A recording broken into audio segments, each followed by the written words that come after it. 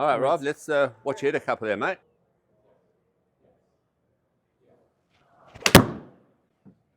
Okay, so what sort of things you work on? I know you. I think my tendency is that I dip a lot on the backswing. I lose a lot of height, and then I have to try and correct it. Okay. It's something I've not done. What's your shot pattern like normally? It's normally been a draw, but I've started to hit more fades, but it naturally has been a draw. I feel more comfortable hitting a draw than I do a fade. Okay. So now, do you are you a technical player, a field player? Feel. No, I'm not. Yeah, all feel really. Okay. Now that's important because it's you've got to work within your sort of mental capacity, shall we say? I mean, if you're a touchy-feely sort of player, then it's all about imagery and sensations, and whereas if you're a Bryson DeChambeau type, you want to know, exactly, what angle you are at certain positions in the swing, etc., etc. So, I try and do all mine off feel, so I try and visualize every shot. Okay. I try and, I'll try and imagine a ball flight and then just try and create it in the swing, trying to feel that ball flight. Okay. I'm not a technical player at all. And what's the pattern of your bad shots if you have a few bad shots during the round? It used to be a snap hook. I'd hit a lot of hooks with my draw, but now it's the one where it starts right and just keeps going right. Is that with all clubs? I get it mostly with driver and my fairway woods, but irons I don't tend to have too bad a shot. I think more of the time I'll be short or long. I might get the distance wrong. Okay. My irons tend to be fairly accurate. So I'm happy with them. But well, it's good. It's good to get a little information. All right. But yeah, very much feel. You like to practice or you prefer playing? I do like to practice, but I like to sort of play games while I practice. Okay. And yeah, I'm not one for just hitting ball after ball. I'd like to create a target and then try and go for it and things like that.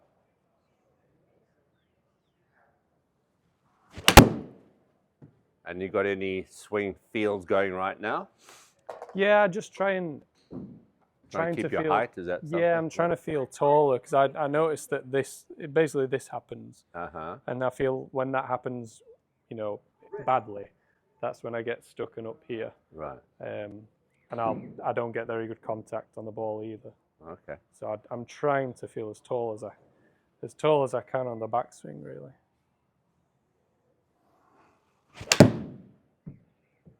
Yeah, it's interesting. You have to distinguish the difference between cause and effect. Yeah. Okay. Are you going down because something's happening, or are you just going down? Okay. So you can obviously using a counteractory move like feeling tall. Yeah. Is the opposite of going down, right? Yeah. So it can work, but to some extent, that's a bit more of a sort of quick fix. It doesn't really sort of. Yeah. If you don't get to the root cause of the problem, then you could have an issue. Okay. Yeah. So you take your setup there for me. Okay. Now let's see you swing it back.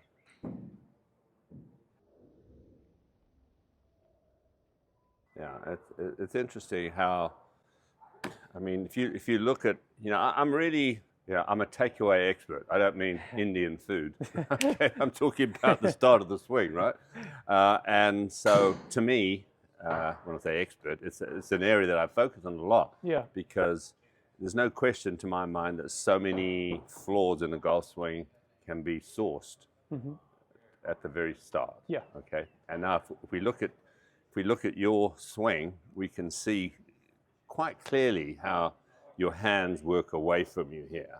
Yeah. So this goes here, you get sort of fair amount of forearm rotation, and consequently, it's like you go down as a result.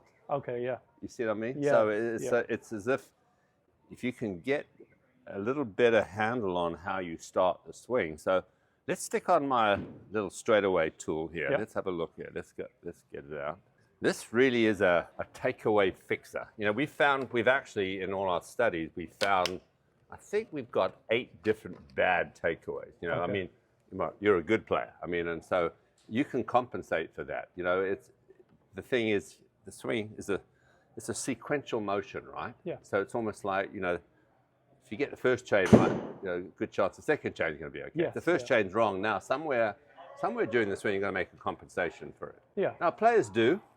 And to me, you know, the whole golf swing is based around the one key word, which I use a lot, synchronization. Yeah. Synchronizing your arms and your body. You know, those are the two main components in the swing, right? Yeah. So assuming our address position and grip is decent, which yours look pretty solid, then those two components need to match up. Okay. So you've got to think in terms of the outside, okay, and your torso is the inside, okay, of this. And so now these have to match. So there's a little bit of a delay, in other words, as centrifugal force takes over, there is a situation where the club goes back as you're going forward. Yeah. But, you know, in your mind, you want to sense that as you complete the backswing with one component, that you complete it with the other. Okay, yeah. Okay, yeah. All right. So you have a tendency to sort of, okay, get this. Yeah. Then the arms get a little lifty to complete the backswing. Yeah. Okay, so it doesn't look like, to me, the body is the whole key here, okay? That everything needs to focus around, you know, your core, the way that your body moves, and that really, you know, that's the axle, okay? Mm-hmm. This is what you'll see. The outside is the wheel, is the tire. Yes. Okay. Yeah. So right. So I'm going to get this little gizmo. So here we go. So you know, this is a little tool that you can just snap onto your club, and what it does, you know, I really like. You know, we call it a swing aid. Obviously, a lot of people call them training aids, but training aid sounds like too much like hard work. But what it does, it aids your swing. So it works for righties and for lefties. Okay, so all we're going to do is we're going to clip it on the club like this. You know, it's been. I tell you what, you know, amateurs. It's you walk down any practice tee and just look at the way they move the club away, and you think, oh my goodness, you know, what chance have they got of making a consistent, repetitive swing? So you just set it there, just below the grip, anywhere within an inch or two is fine. Okay, line that up, just like putting a grip on. Now, I'll be truthful. I have no idea, after all these years in teaching, how I never thought of this before. It's like it's crazy. It's because it's very simple. So let's just set you take your setup there. Line this up on your toes. So essentially, just bring it right onto your toes. Right, that's parallel to your target line. All right, you've got all these straight lines on here. All right, so good. Now, so here's the key. So close your eyes now. Yep. And I'm gonna just sort of feel your take. Just don't try to do anything. Just swing it back. Okay. Now, if you have a look, okay, where this is pointing. Okay, you see how it's pointing slightly to the right here? Yeah. Okay, right. So here's the deal. Okay, take your setup again. It's really interesting how many of the pros these days, I mean, I've fallen in love with Ludwig Aberg's swing because I think he's got one of the really best golf swings out there. But if you look at the difference here, okay, look, you can see, so this is parallel to this line. Yes. Okay, your hands are sort of they haven't gone past your right hip pocket, but that's the move. Okay, let's do that again. I say it's you know, I'm not suggesting there's a set method of how to swing the club. I mean, there are a lot of different ways that people do it, right? Yeah. There's one plane, there's two planes, there's long swings, short swings, there's laid off swings, there's across the line swing, there's bowed wrist swings, there's cupped, there's neutral. I mean, hey, the list goes on. But I think you'll find that if you ask most coaches, they'll all agree how the club should start back. Yeah. And to me, probably Tiger has one of the best looking moves away here. You know, I've always felt for a while that probably, you know, if Rory has a fault in his swing, because I love his golf swing, the flow. I mean, to me, he's the most talented player out there. But I think he has a faulty takeaway, which creates some problems sometimes. Okay. More than anything, it creates. If you look there, okay, so okay, let's see. If I get it back to about halfway, see where that is there. Now, if we're here. The club has traveled quite a bit further in order to get to, you see what I'm saying? Your backswing is not very efficient, okay? So, okay, right, let's swing it, do it again for me. And you'll feel a little connection with your left arm and your chest, okay? There you go, good, that's it. Can you feel that? Yeah. Okay, so all you're doing, this is shifting in order to move that. Yeah. A lot of times what we'll do, normally we'll use a heavy medicine ball, okay? And just really to engage. Okay, that's really what it is. You're engaging these obliques. Yes. Okay, right. So let's do that again. There, right. Now, see, now the club's actually sort of in a position where it can, okay, you can set it. Just keep going, keep going. And I bet you'll be tall without trying to think tall. Yeah. Okay, because if you're going this way, where's your weight going to start with? It's going on your toes. Yeah, yeah. And, all right, so now as you go on your toes, then as you start to complete, you can see how everything starts to tilt down. Yeah. So it's really the effect of that. There's a bit of a geometrical look. And so what this does, it guides you. It doesn't sort of force you into position. It just makes you more aware. And to me, if you're trying to help somebody because I've always used the old adage, I want to help the player to be their own best coach. Yeah. Okay, so using something like this, yeah, that's right, that's wrong. Yeah. And so, let's have a look here. So, I mean, we even got James doing it, because I think it's a wonderful drill. To me, this is the drill that really corresponds with what we're trying to do here. So, okay, so let's just move the ball out of the way, because we're going to have a couple of swings here without the ball. Right? Okay, so move it to here. There, hold that there. Okay, so what I want you to do, I want you to continue your backswing and swing through. See, there was no sign of you dropping at all. So do that again. So get it to there.